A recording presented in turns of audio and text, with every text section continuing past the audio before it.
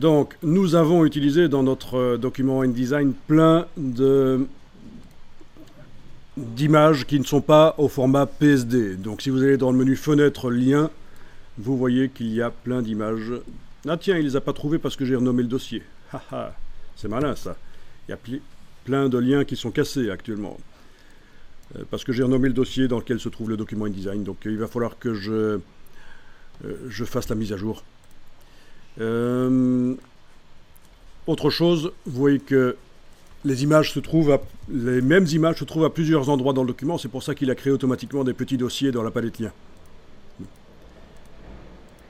Donc c'est tout à fait normal qu'il y ait des petits dossiers comme ça. Les images sont à différents endroits. La page 1, qui est la page de couverture, contient même parfois plusieurs fois la même image. Vous êtes au courant.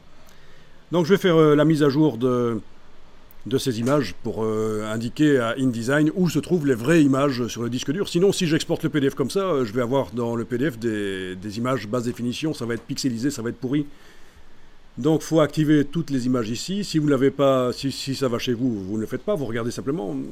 Clic, majuscule, clic, voilà, toutes les images que je dois remettre à jour. Oui, celle-là ne doit pas être remise à jour, mais c'est pas grave, je vais quand même la remettre à jour aussi. Tout est sélectionné. Ensuite, je vais ici jusque rééditer le lien du dossier, parce que je sais qu'elles sont toutes au même endroit sur le disque dur. Donc c'est le dossier que je vais indiquer. Le lien du dossier, ben c'est ça, voilà, c'est le dossier que j'ai renommé tout à l'heure, et c'est pour ça qu'il ne trouve plus les images. Sélectionner.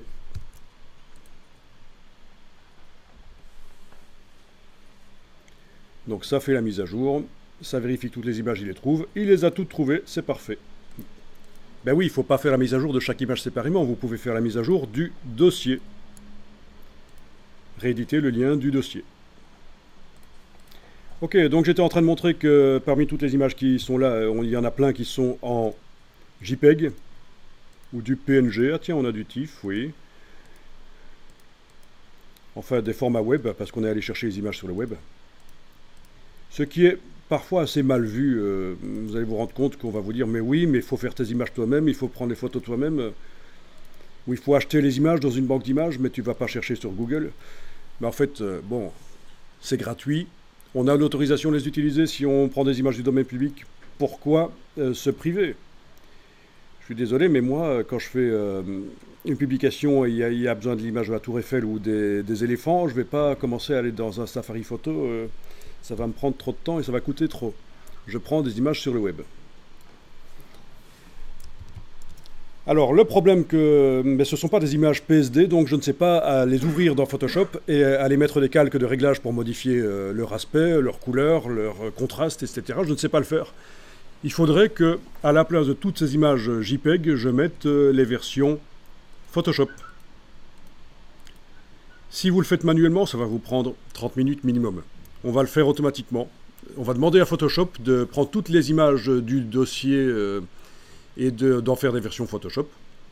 Et puis on dira à InDesign, tiens, toutes les images qui ne sont pas des images Photoshop ici, tu vas les remplacer par les versions Photoshop.